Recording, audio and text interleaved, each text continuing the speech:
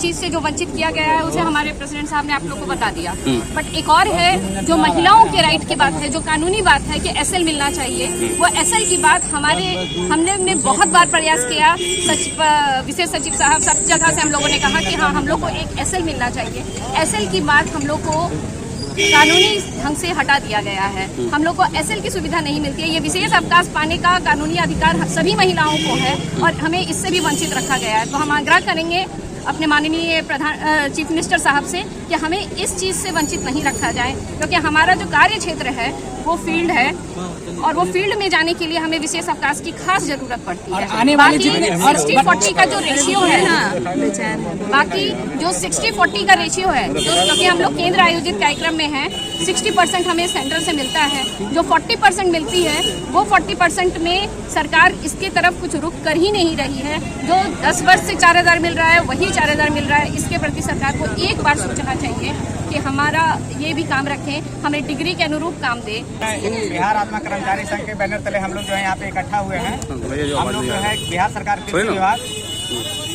हम लोग बिहार सरकार कृषि विभाग अंतर्गत आत्मा योजना में हम लोग कार्यरत हैं। हम लोग का सभी यहाँ पे जो मौजूद है, मैं प्रखंड तकनीकी प्रबंधक, सहायक तकनीकी प्रबंधक, यहाँ पे सभी लोग मौजूद हैं। हम लोग पिछले 10 साल से हम लोग यहाँ पे आत्मा में काम दे रहे हैं और बिहार सरकार कृषि विभाग का जितनी प्रकार का योजना है जो भी संचालित होता है, चाहे बीज वितरण करना हो, मिट्टी जांच करना हो, डीसीएस करना हो, कृषि मैपर करना हो, जितनी प्रकार की जो भी योजना है कृषि विभाग का, सारा में हम लोग का भागीदारी होता है। सभी एटीएम बीटीएम हम लोग काम करते हैं और कहीं न कहीं हम लोग हर विभाग का हम लोग उसके जो है चार्ज में भी है। बहुत सारे लोग मेरा कृषि समन्वयक चार्ज में है, बहुत सारे लोग मेरा उद्यान पदाधिकारी के चार्ज में है, कुछ लोग मिट्टी रसायन जो कार्यालय उसमें चार्ज में है। तो हम लोग सब काम करते हैं, लेकिन हम लोग जब बात करते हैं, जब हम अपनी मांग को रखने के लिए जाते हैं, विभाग में जाते हैं, तो हम लोग को ये करके हटा दिया जाता है कि आप लोग जो है आप लोग केंद्र प्रायोजित योजना के अंतर्गत है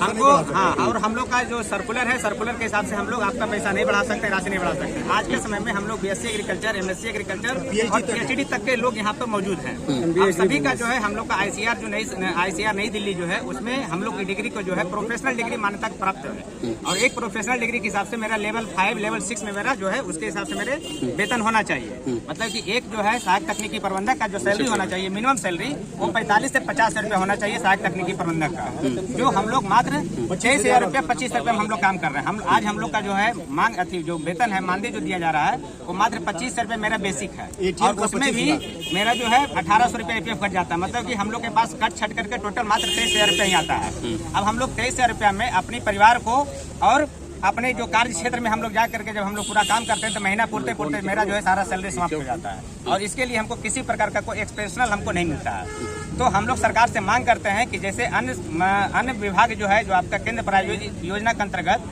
बिहार सरकार के द्वारा जो सभी को सैलरी बढ़ाया गया, जैसे आपका मनरेगा हो गया, आपका स्वास्थ्य विभाग में हो गया, शिक्षा विभाग में हो गया, बहुत सारा जो विभाग है उसमें जो है मनरेगा ये 60-40 का रेशियो, मतलब कि वो भारत सरकार और बिहार सरकार के कोलैबोरेशन में चलती है, जो 60% सेंट्रल और 40% बिहार सरकार देती है। तो उसी के तहत जैसे अन्य विभाग में बढ़ाया गया है, हम भी अपने मुख्यमंत्री महोदय से आग्रह करना चाहता हूँ कि मेरी भी जो सैलरी है, हम लोग जो मैं हाईली क्वालिफाइड हैं, तो मेरा भी सैलरी जो है एक सम्मानजनक किया जाए, जो कम से कम मिनिमम सहायक तकनीकी प्रबंधक का जो वेतन हो वो कम से कम 50,000 रुपया हो और प्रखंड तकनीकी प्रबंधक का वेतन जो हो 60 से 65,000 रुपया के आसपास हो। तो अगर इतना चला जाएगा हम लोग को, तो थोड़ा सा क्या होगा कि हम लोग अपने परिवार के साथ एक सम्मानजनक जिंदगी को हम लोग जी सकते हैं। यही हम लोग का सरकार से मांग है और मुख्यमंत्री महोदय से पहले हम लोग मांग भी करते हैं और इसमें 5 सूत्री हम लोग का मांग भी है। एक है कि हम लोग का सबसे पहले जो है मेरा जो है मानदेय है, मानदेय में मेरा वृद्धि किया जाए।